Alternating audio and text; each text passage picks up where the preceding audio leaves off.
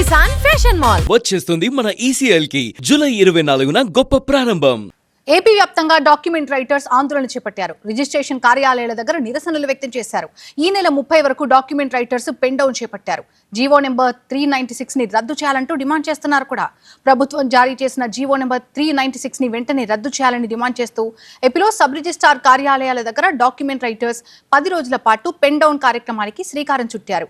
GO number 396 వల్ల తమ ఉపాధికి తీవ్ర ఇబ్బందులు ఏర్పడుతున్నాయని ఆవేదన వ్యక్తం చేస్తున్నారు. ఈ చట్టాన్ని వెంటనే వెనక్కి తీసుకోవాలంటూ డిమాండ్ చేస్తున్నారు రైటర్స్.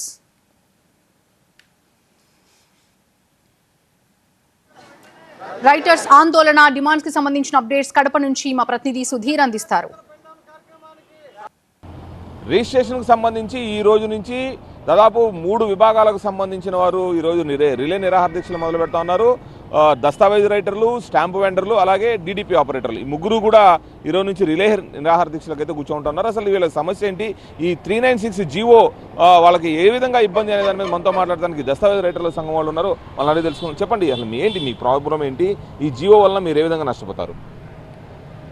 రాష్ట్ర ప్రభుత్వం విడుదల చేసినటువంటి 396 జీవో వలన ఇంతకు మునుపు దస్తావేజులు రాసుకొని జీవించేటువంటి ఈ వ్యవస్థ, స్టాంపులు అమ్ముకొని జీవించేటువంటి వ్యవస్థ పూర్తిగా కనుమరుగు చేస్తూ ఉంది రాష్ట్ర ప్రభుత్వం. PPP విధానంలో రిజిస్ట్రేషన్ సేవా కేంద్రాలు ఏర్పాటు చేసి అందులోనే రిజిస్ట్రేషన్ శాఖకు సంబంధించి ఒక దస్తావేజు ఏ విధంగా అయితే తయారు చేయాలనో వాటికి సంబంధించినటువంటి విధి విధానాలన్నింటినీ కూడా దస్తావేజు లేఖరి పరిశీలించి దస్తావేజులు రాసేటువంటి పరిస్థితి ఉండేది.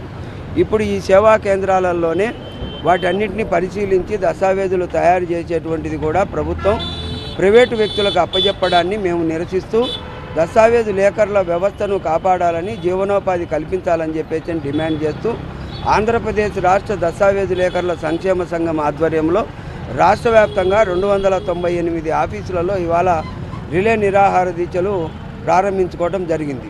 అంటే ఈ కేంద్రాలు ఏర్పాటు చేయడం వల్ల ప్రజలకు ఏమైనా ఇబ్బంది జరుగుతుందా, లేదా మీకే ఇబ్బందా, లేదా ప్రజలకు ఏమైనా ఇబ్బంది జరుగుతుందా? ఈ 396 జీవో తీసుకురావడం వల్ల గవర్నమెంట్ తన అభిప్రాయాలను ప్రజలపై బలవంతంగా రుద్దుతుంది.